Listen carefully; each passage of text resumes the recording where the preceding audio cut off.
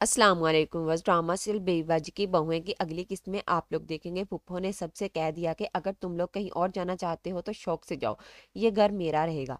इसलिए अब सब ने फैसला कर लिया है कि हम ये घर छोड़कर जा रहे हैं। लेकिन अज़रा ने इन लोगों के साथ जाने से इनकार कर दिया कि ये मेरे मरहूम शौहर का घर है, मैं इधर ही रहूंगी और जब तक मेरी इद्दत पूरी नहीं हो जाती मैं यहाँ से कहीं नहीं जाऊंगी।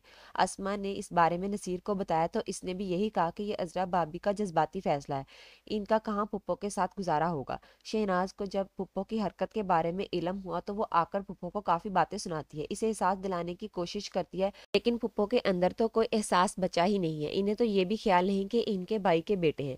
आशी भी इस बात पर रो रही है कि इसकी माँ और नानी ने अच्छा नहीं किया। वो तो इन्हें कहती है लेकिन वो कहाँ मानने वाली है कि इन्होंने गलत किया है।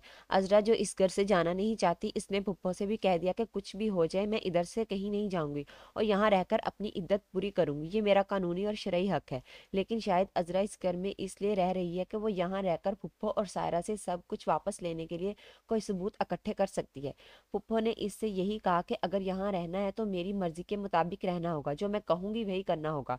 तो अजरा ने भी कह दिया कि फिक्र ना करें, मैं आपको शिकायत का कोई मौका नहीं दूंगी। सब लोग घर से चले गए। अजरा अपने बच्चों के साथ यहीं रहेगी। पुप्पो अब अजरा से सारे घर के काम करवाती है और अपनी खिदमत भी। अब अजरा इनके सामने कुछ भी नहीं कहती क्योंकि वो चुप करके सब करना चाहती है ताकि पुप्पो को इस पर शक ना हो। अजरा के इस तरह के रवैये से सायरा भी हैरान होती है कि अम्मा ये बहुत नेक परवीन बनी हुई है। खैर तो है ना, पुप्पो जी ने यह गलत फहमी है कि इन्होंने अजरा को ऐसी बना दिया है। वो यही कहती हैं कि देखा, मानती हो ना अपनी माँ को, सारे सारे कसबल निकाल दिए मैंने इसके। आशी, जिसे ये एहसास बार बार होता है कि इसकी माँ और नानी ने गलत किया है, वो अंबर से भी यही कहती है कि मुझे पता है कि इस घर की इस हालत के जिम्मेदार मेरी अम्मी और नानी हैं। लेकिन अंबर ने इससे यही कहा कि तुम खुद पर कुछ मत लो, मेरी अम्मी ने भी कहा है कि इस सब में तुम्हारा कोई कसूर नहीं है। अब फुप्पो का सारा काम खराब होगा जब फुप्पो और बलाल के दरमियान फूट पड़ेगी। वो भी फुप्पो से कहता है कि बुटीक आप लोगों को मिल गई, घर आपके नाम हो गया, बैंक अकाउंट भी आप लोगों के भरे हुए हैं, लेकिन मेरा क्या फायदा हुआ। आज बिलाल इनसे कह ही देगा कि मैं आशी से शादी करना चाहता हूँ। ये बात सुनकर तो पुप्पो और सारा का मुंह ही खुला रह गया और पुप्पो तो शायद साफ इनकार कर दे। इसी बात पर पुप्पो और बिलाल के दरमियान बहस होगी।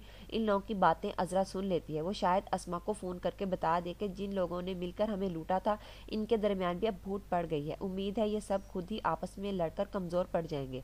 अब शायद बिलाल भी पुप्पो के ऐसे रवैये से की वजह से अजरा के साथ मिलकर इन लोगों की मदद करे कि पुप्पो से सब वापस लेने में, और आशी भी अजरा का ही साथ दे। और आप लोगों के इस बारे में क्या राय है, अपनी कीमती राय का इज़हार कमेंट सेक्शन में ज़रूर कीजिए। मिलते हैं अगली वीडियो में, तब तक के लिए अल्लाह हाफिज़।